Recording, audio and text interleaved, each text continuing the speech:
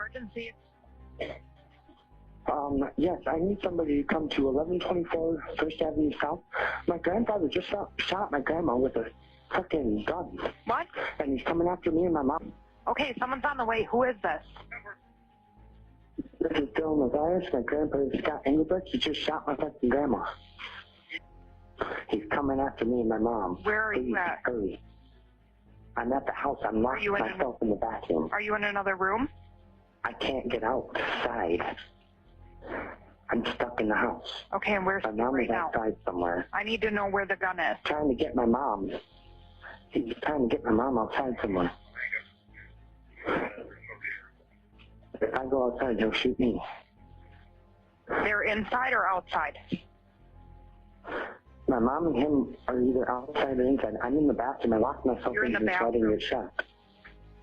Yes, I locked myself in. Do you know if your grandma's okay or not? I don't know. She's laying on the floor. I think she's dead. Okay, officer should be there, okay? Quiet summer evening in a small Minnesota town. A family argument would spiral into something horrifying. 2 women were dead. A grandson witnessed the chaos, and the man at the center of it all claimed it was an accident. But investigators believed this wasn't confusion, it was control. Today we're covering the tragic murders of Rachel Elaine Linder and her mother, Joyce Engelbrecht. In June of 2018, the Engelbrecht family lived in St. James, Minnesota, a small, peaceful town where violent crimes were rare. 67-year-old Joyce Engelbrecht was known as a caring mother and grandmother. Living with her was her daughter, 43-year-old Rachel Elaine Linder. Also in the home was Joyce's husband, Scott Engelbrecht. To outsiders, the family may have looked ordinary, but according to prosecutors, tension had been building behind closed doors for years.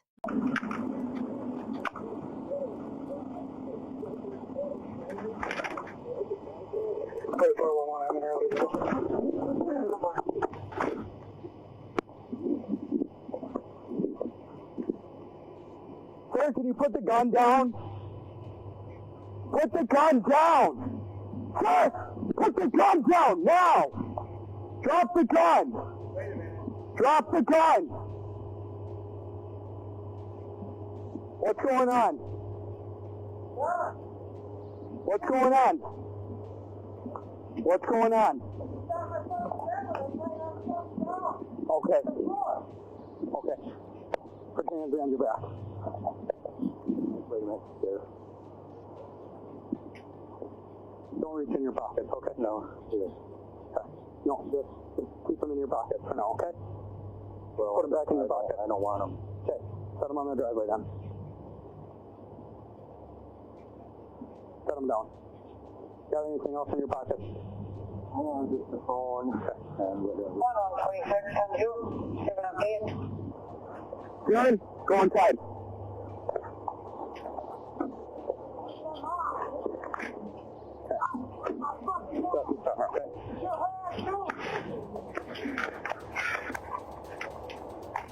On June 20th, 2018, everything changed. According to prosecutors, an argument broke out inside the home after Scott allegedly forgot his wedding anniversary. What started as a domestic dispute quickly escalated into violence. Authorities say Scott shot Joyce inside the house at close range. Rachel ran. Terrified, she fled down the street, trying to escape. But prosecutors said Scott chased after her with a gun. Only 2 houses away from the home, Rachel Elaine Linder was shot and killed.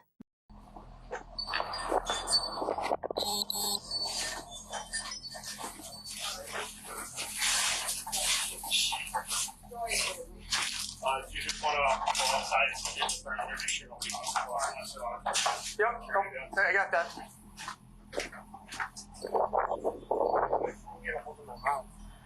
Because he's coming after her too. Where's he at? He's in the car. Okay. Alright. the back, the door's patio door. You know what we got? All I heard was the grandfather shot the grandmother. One of the most heartbreaking parts of the case was the presence of a young eyewitness. Rachel's son, Dylan Mathias, was inside the home during the violence and later testified during the trial. Imagine experiencing that level of trauma, watching your family torn apart in a matter of minutes. His testimony became an important part of the prosecution's case. What's wrong? What's wrong with you right now? Why are you groaning? Oh, I hurt. Where are you hurt? My back. Why do you hurt? Why is your back hurt? I don't know. Oh!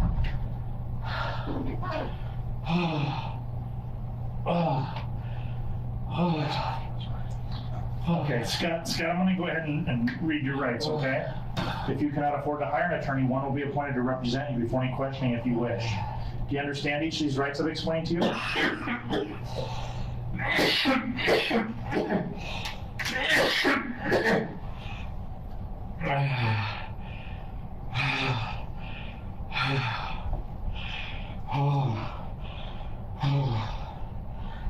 I'm dizzy.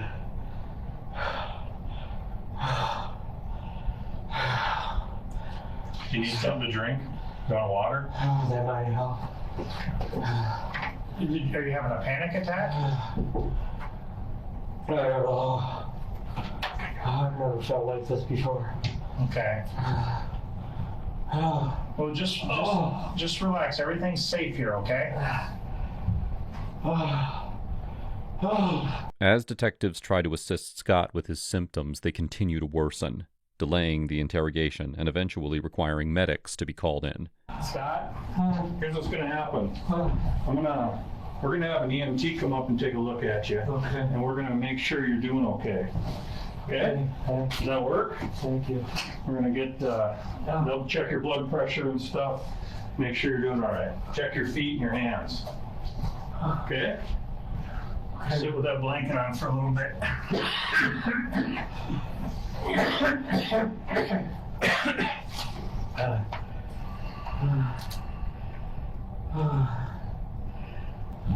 Hey, come on in. Come on, Mark. How are you? I'm good. This is Scott. Mike. Scott is talking that was a little chilled. Okay. And that he had a hard time feeling his feet and his hands. Okay. And that he felt a little dizzy. And so we just want to make sure that he's doing okay. Yeah, we can check him out quick.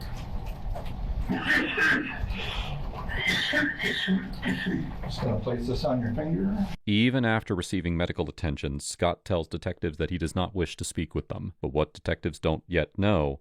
But Scott Engelbrecht told a very different version of events. His defense claimed he had been sick that day and asleep when the violence started. According to Scott, he woke up hearing someone yell that Rachel had shot Joyce. Scott claimed he chased Rachel while firing warning shots. Then came the explanation that many found difficult to believe. He said he accidentally stumbled, causing the gun to fire and kill Rachel. Investigators and prosecutors rejected that version almost immediately. So, how long was it that you think you were downstairs? Maybe 5-10 minutes. Okay. So Between there, roughly. 5 to 10 minutes, you're just laying downstairs on a I was bed? about ready to turn on the TV. I heard, "You shot her, you bastard," and I heard a thud hit the floor. So I come running upstairs with my taser. Okay. And I said, "Hey," and I went to tase him, and he turned around real quick with the gun, and I ran real quick back downstairs. Okay. I wasn't trying to get shot. You know, so you heard, did you hear the gunshot? Do you remember? You didn't hear a gunshot. No. You just heard your grandma say, "You shot her, you bastard." When I grabbed the remote, I turned on the TV, and then I heard, "You shot her, you bastard," because my mom yelled it. So your mom's the one that yelled that? Yeah. Okay. And so then... I had his attention on me, so my mom could get out before he shot her. Okay. And I told her, "Don't stop running." I yelled it, Okay. So you came up the stairs. Did you see your grandpa have a gun or anything? Yeah, it's a 22 caliber. Do you ever know what kind of gun or color was? Brown. Wooden stock type thing, or? I don't know much about guns. Okay. Was it like a handgun or was it a rifle? It was a rifle, 22. Like a shotgun type. Okay. Older model, like ones where you had the thing on the side and you tie. Okay. All right. So how did he have the gun in his hands when? Like this, and I said, "Hey," and he turned. And pointed the gun at you then? I did grab my phone, locked myself in the bathroom. Did he come downstairs at you at all? Or? I don't know. I locked the door. Okay. So, as far as you know, you heard somebody, your mom say you shot her, you bastard. I came downstairs and she was heading out. As she was heading out, I heard her say, "Run, Dylan, run! Don't stop! Get out of here!" Okay. So you told her to run as well, though. Yeah, I told her not to stop at any close. Okay. Okay. Dylan, I know this is painful, and I just want to make sure I get all the facts, okay? So that's why I keep backing up and going over it, just to make sure I'm clear, okay? So you came up. Did you see anybody after you heard that? 911? Okay, but I'm saying we're working ourselves up to that. Okay. I'm sorry. No, that's fine. So you heard the thud of the person fall down. You come up. Was your dad or grandpa pointing? He was going towards the kitchen where your mom my was? mom, and she was going out the door. Was your mom in the same room as him then, or no?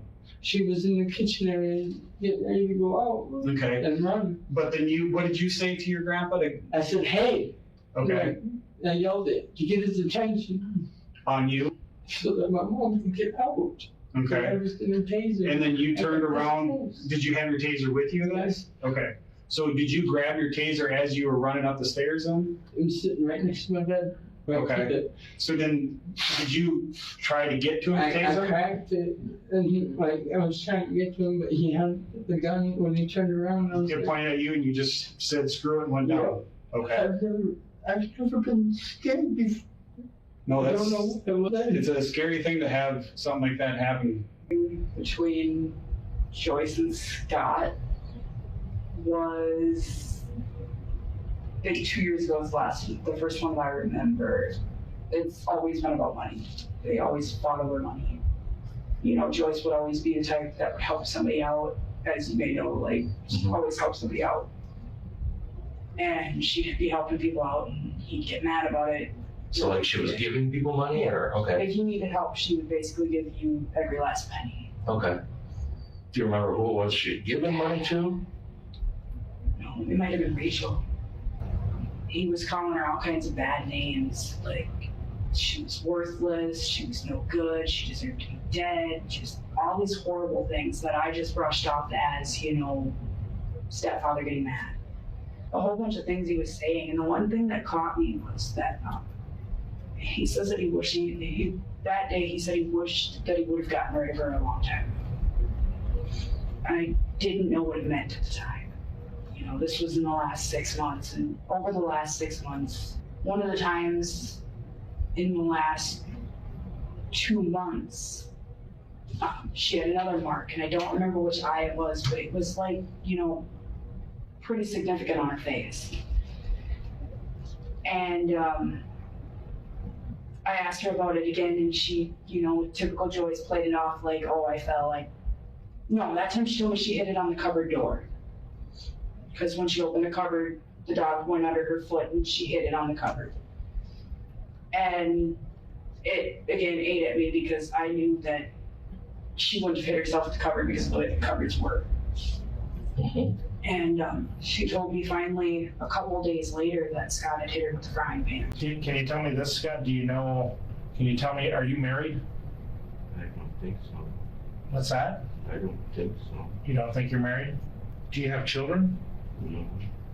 What's that? No. No? Who do you live with? Anybody? Myself. Just yourself? Scott, who is Joyce to you? Supervisor at work. Joyce is a supervisor at work? Yeah.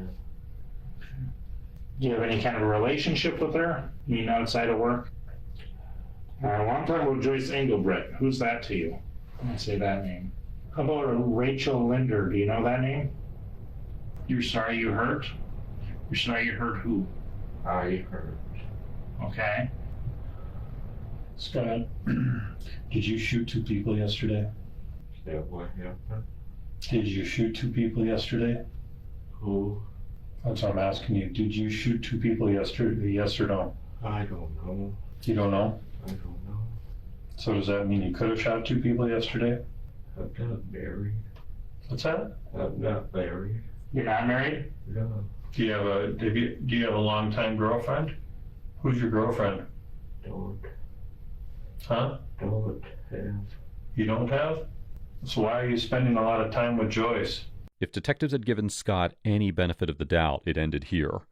They quickly realized his memory loss was an act. Joyce's bags that just had clothes in it was in Rachel's car. And that's not normal. You know, it's just Rachel's stuff in her car. And I believe that bag got put back into the house because Dad didn't recognize the bag and he thought it maybe was one of the relatives that was digging through her car, left their bag on the passenger seat. So they knew that they were leaving. He knew that they were leaving and he snapped. And you guys know the rest of the events on how he chased her and everything, unfortunately. Scott, I'm going to ask you straight out. What happened? What do you think happened? What's the last thing you remember? Do you remember fighting? You know, I'd been sick for quite a few weeks. Okay, sick how? Cold. Okay. Were you taking a lot of medicine? Yeah. Okay. Well, yeah. Dayquil and NyQuil and stuff like that. But all I remember is coming home, chugging a bunch of NyQuil, going through the kitchen, and Joyce started hollering at me. She goes, well, I suppose you aren't going to eat supper now, since I told her, I said, I'm sick. I just need to lie down. She says, well, I suppose you're not going to eat supper then. And so I went in the living room and sat down in the chair, and that's all I remember. Okay. So you don't remember anything after that? Wow.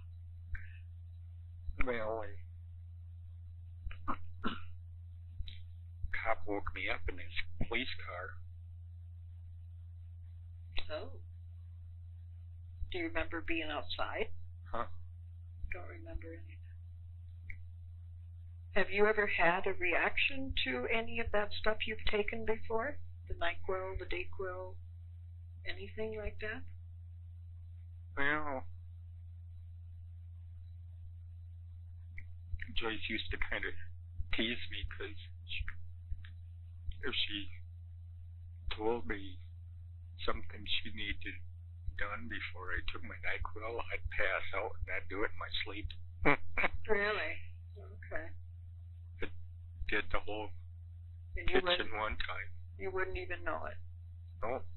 How much of it did you take? Like a teaspoon, tablespoon, or a half a bottle? Yeah, probably half. About Scott throughout the years that you know him. I know it's been a lot of years, but how, as a person, how was he? Good person. Okay. I have nothing, and I know nothing bad about Joyce, but Scott I've known forever. Okay. He's a worker. Okay. Hard worker. Okay. He's a great guy. And he tries to help. He's helped me. All right. I will be like an extension of his arm for him free. We were helping out here a couple of years ago. We put a sink in this lady's home that didn't have the money to put a sink in. He says, I'll buy it, you put it in. Okay. So that's what we did. So there's a lot of kind gestures like that he's done over the years. But can you just tell me a little bit about Scott? Like, I guess sure. I'm looking for like his demeanor and how he interacted with you and whatnot. Yep. Well, first I can tell you that he is the best staff person we've ever had at Tony Downs. Okay. And my dad has been working with Tony Downs for, I don't know, probably 45 years. And he by far was the best person to work with. He was very conscientious about his work. So he was, I would say Scott's one of those people that he was just like an even person. Like, it didn't seem like he had any highs or any lows. He was just like down the middle. 45 years. I don't even think I've seen you angry. So what happened to you? Just blacked out? Yeah, I just went to sleep and woke up in a cop's car. Wow. Unreal.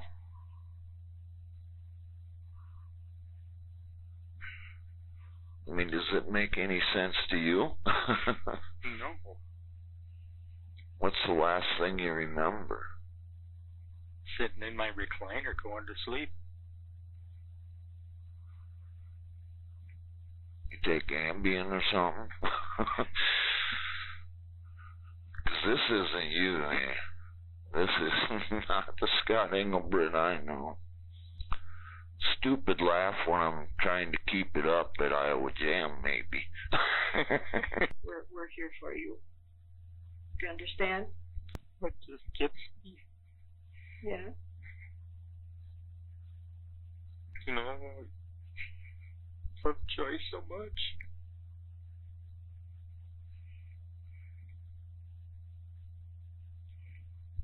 The fact that they had loaned out their house to the stepdaughter while they were living with his parents, taking care of his parents. Their stepdaughter was living in their house, and they recently found out that she was hoarding the trash in there because she didn't want to buy a trash can and pay for the disposal. So he recently found out that there was a lot of trash left in the house, and so they wanted to, Joyce wanted to buy and did call and request a roll-off dumpster for almost $500, and he was very upset about that. And so he was extremely upset about it and was telling me how mad he was at her for doing that, and exact words were, "I'd like to kill her," and said that he told her, demanded to her that she call and tell them to return that and cancel it. So she called back an hour later and said she couldn't get a hold of them, and said that she couldn't get a hold of them, and he said, well, you keep trying, and then start again on 6 a.m. Monday morning, because this was a Saturday. So he was just very upset at her that day and the stepdaughter. Any kind of an argument or disagreement with Joyce? No. How's your marriage with her? I mean, has it been tumultuous? Has it been up and down, or has it been pretty good? It's real stressful. Stressful, yeah. Taking care of Dad. Yeah, I'm sure. Working every day and then having to take care of your dad. It's a lot. Does Joyce work somewhere? No. No? Just takes care of Dad. Okay. Scott, did you own guns? I don't have no guns. What's that? I have no guns. You don't have any guns? No rifles? How about Joyce? Did she own any guns? She's got a pistol I bought her for her birthday. Joyce has a pistol that you bought her for her birthday? How about your dad? Yeah. Your dad has guns? Okay, what kind of guns does he have? 22. Okay. 410. So both those are long guns? Yeah. 22 and a 410. Any other ones? There's a third one, but I don't know what it is. Okay. And do you know where those are kept usually? Usually in the basement. In December 2019, the court sentenced Scott Engelbrecht to life in prison without the possibility of parole. The case left an entire community devastated. A mother and daughter had lost their lives. A family was shattered, and a grandson was left carrying memories no child should ever have to experience. It doesn't make sense that you would hurt someone? Especially them. And who's them? You said Rachel and Joyce. Well,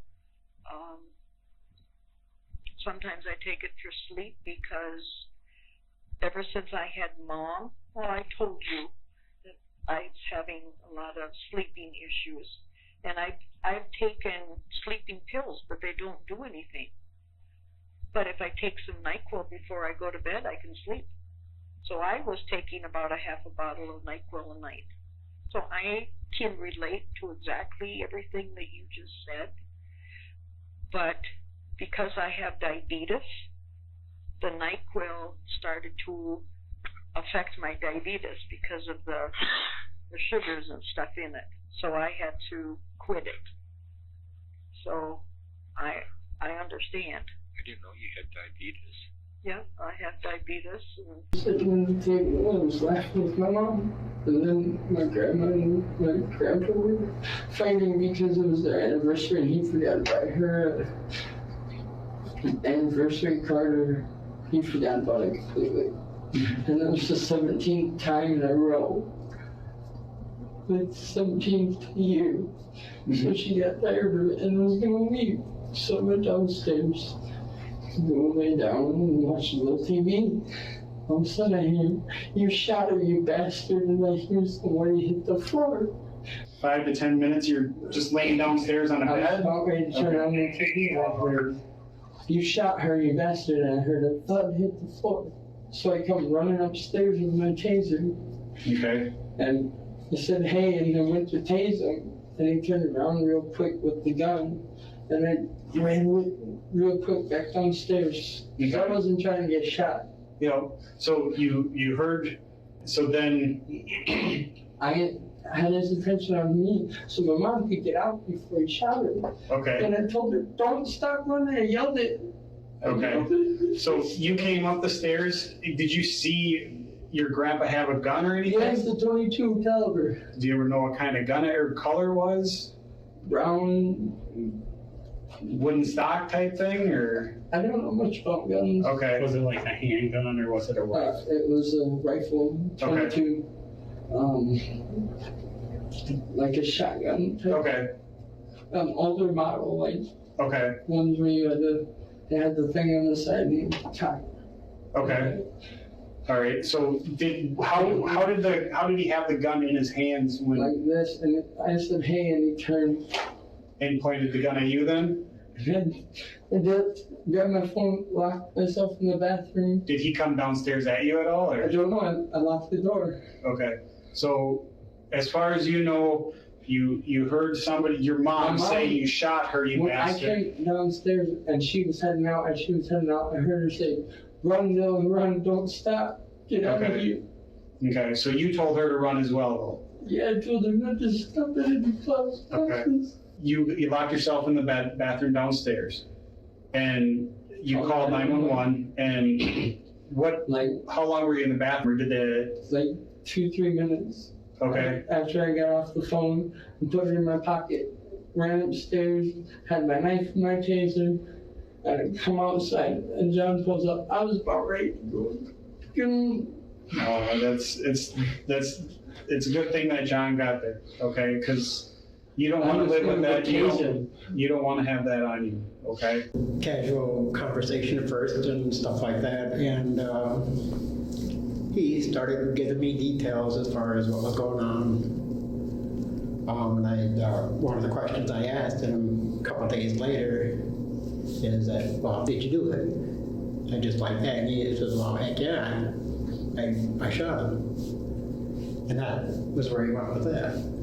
He was giving me details about the day. He went to work. He wasn't feeling well. He took some Dayquil before he went to work. He got home from work. He had taken some NyQuil and a sleeping medication of his wife's, I guess. Then he stated to me that he didn't really remember the incident, but then it started coming about that he was, to me, he did remember.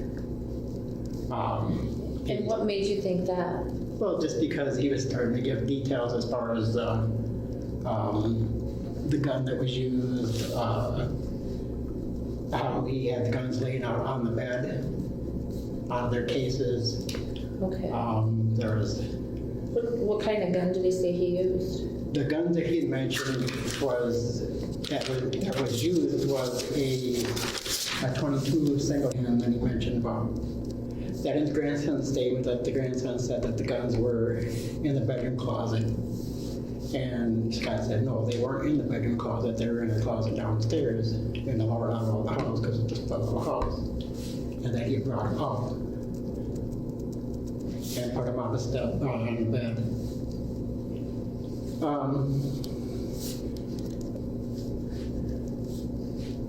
And then he had went outside and put the gun up against a tree, evidently between the house and the neighbors. He didn't specify which neighbor. And then something about the neighbor came home, and that's when evidently he had grabbed the gun again and was coming around the house when the police arrived and he had the gun in the hand. He has explained to me as far as like 3 different defenses that he was going to use. And the first one was as far as the NyQuil and the sleeping pill, that he didn't remember what happened. During the course of the conversation, he explained to me that when he was booked into the jail, they never took no blood test or UA test or anything. And I asked him, I said, so you have no proof that you took that, that's not in your blood system. He says, no, there's no proof. And I said, well, that's not going to fly for a defense. You know, and then he kind of dropped that.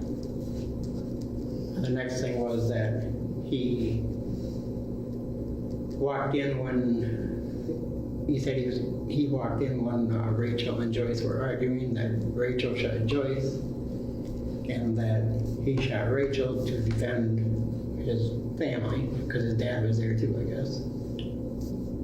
And then he's claiming that Rachel shot Joyce? Yes. Okay. And that he shot Rachel. But this was after I told him that there was no blood test on him, that the first defense wasn't going to work because there was no proof of it. And that's when he brought up that Rachel shot Mom and he shot Rachel. Okay. And then after that, he goes on to say about the grandson Dylan doing it, because Dylan's got a history of the violence and getting whatever he wants from the grandmother and the mother.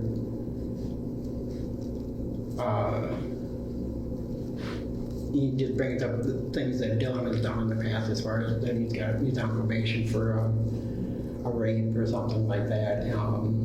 That he's broke into his house and ransacked his house a couple times, punched holes in the walls, shot BB guns and stuff like that in the house. Anything that has to do with violence that you can, point Dylan at. But okay. I thought that was his third. Cases like this are reminders that some of the most dangerous situations happen behind closed doors. Inside homes that seem normal from the outside, Rachel Elaine Linder and Joyce Engelbrecht should still be here today. If you want more true crime cases covered respectfully and in depth, subscribe and let me know what case you'd like to see next.